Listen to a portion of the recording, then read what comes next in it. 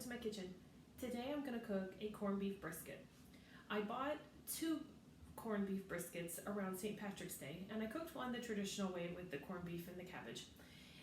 Today I'm going to cook my second one that I pulled out of the freezer a bit differently. I'm going to braise it very slow and on a low temperature for most of the day, maybe 5 or 6 hours.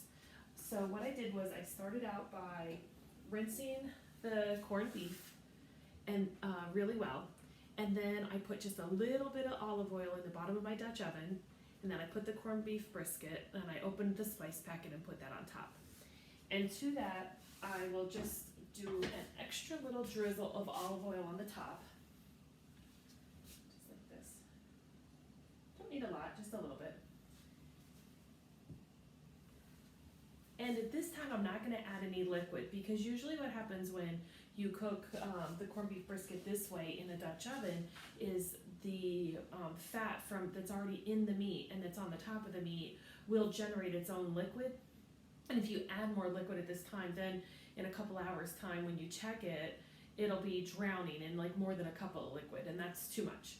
So I want this to come out a little bit drier, and at the end of the cooking time, I want it to be able to just fall apart but have a nice darker color on the outside and a bit of a crust. So I think it's going to be really yummy.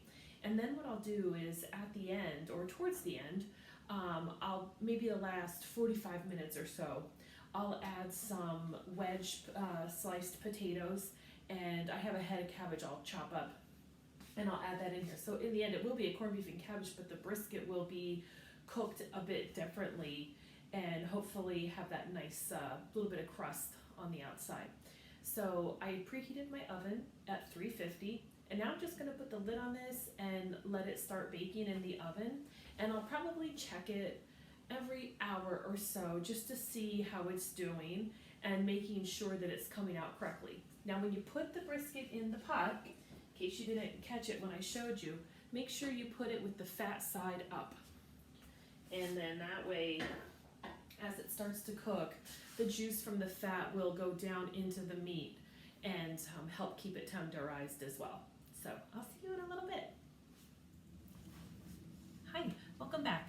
So the brisket has been in the oven for about 4.5 hours now, and it smells heavenly here. When I checked it about 2 hours ago, it had about a half a cup of liquid in the bottom of the pan. And now I'm going to show you what it looks like. I just took it out of the oven.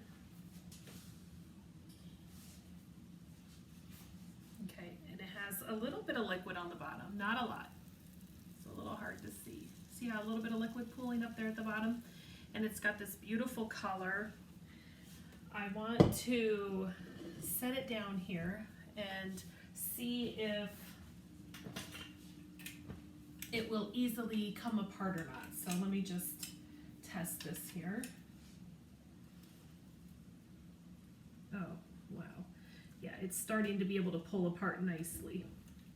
So what I'm going to do next is, it occurred to me I have some leftover fresh cubed turnips from the venison stew, and I need to cook those. So my husband suggested add them to the brisket. So I'm going to add those. I'm going to peel and cut into wedge shapes a few potatoes and add those as well. And then I will add I'll chop up the cabbage and I'll add that as well. And I'll probably add maybe a 1/4 cup of water so that we have a little bit more liquid.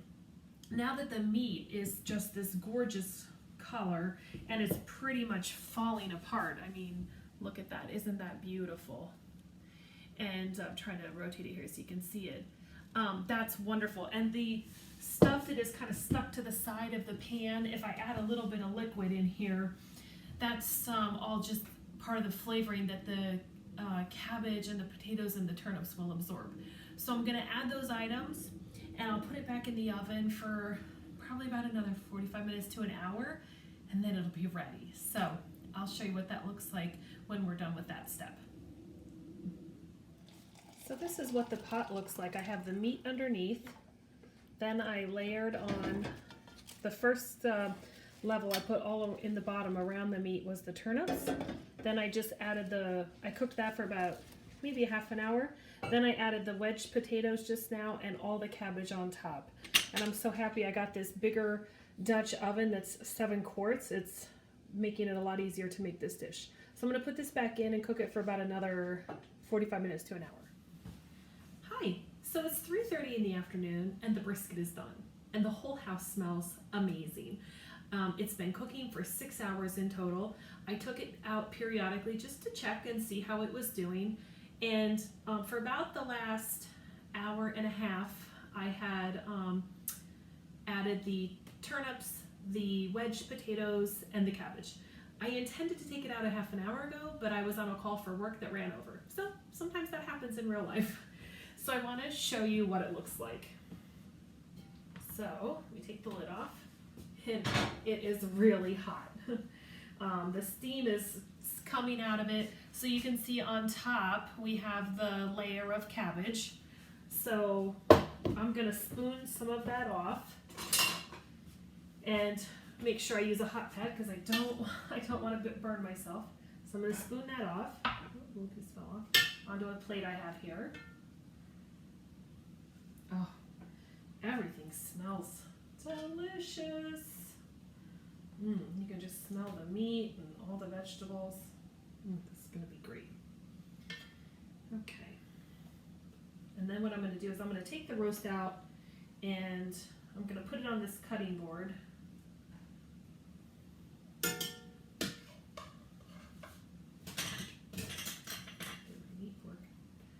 So that you can just see how beautiful that is. Look at that. This is going to be great. Then I have the rest of the potatoes and the turnips in here, and I'm going to put them on my plate as well.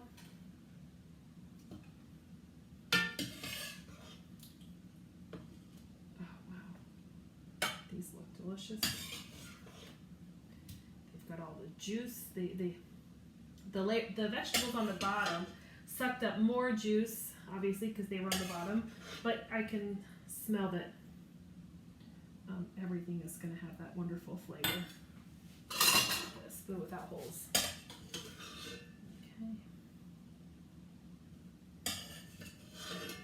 Boy, having this bigger Dutch oven really did the trick because this would not have all fit in my smaller Dutch oven.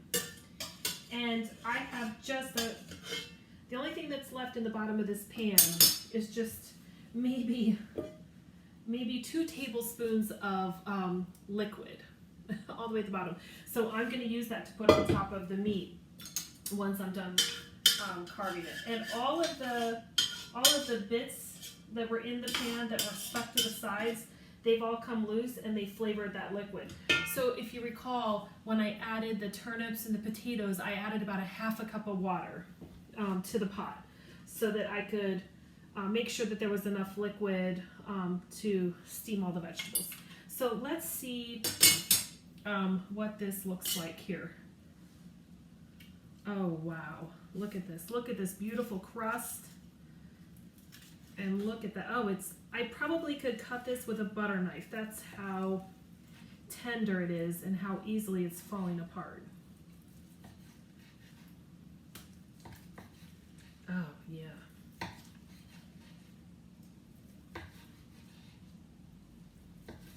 Definitely this low, slow cooking for a beef brisket is the way to go.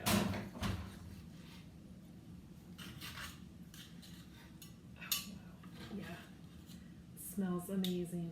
Look at this. I can just like pull it apart.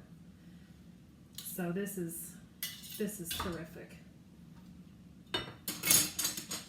Give you a nice view of that. Look how beautiful that is. Let's see if I can get a little closer without getting in the sunlight. Okay. Oh, it smells wonderful. And then here's my plate of potatoes and cabbage and turnips. And you can see how beautiful that is. They all have a nice, color. So I'm happy. So this is going to be a wonderful dinner. So what I'm going to do is I'm going to get another plate to put the brisket on, and then I will just add the rest of that broth onto it. And and we'll be ready to eat. So I hope you've enjoyed this video on making a slow braised corned beef brisket. I did a new thing today, trying the leftover turnips that I had from the venison stew, and then I added the potatoes and the cabbage, and we'll probably have this with a nice glass of red wine in a little bit. I'm gonna put it all in a wrap it all up to keep it warm, and well, you can see we'll have plenty of leftovers, so I envision we'll be having this for dinner tomorrow, or maybe we'll have corned beef sandwiches tomorrow. We have a little bit of rye bread in the fridge, so that'll be really good too. So if you liked this video, please give me a thumbs up, and please subscribe to my channel. Have a good evening.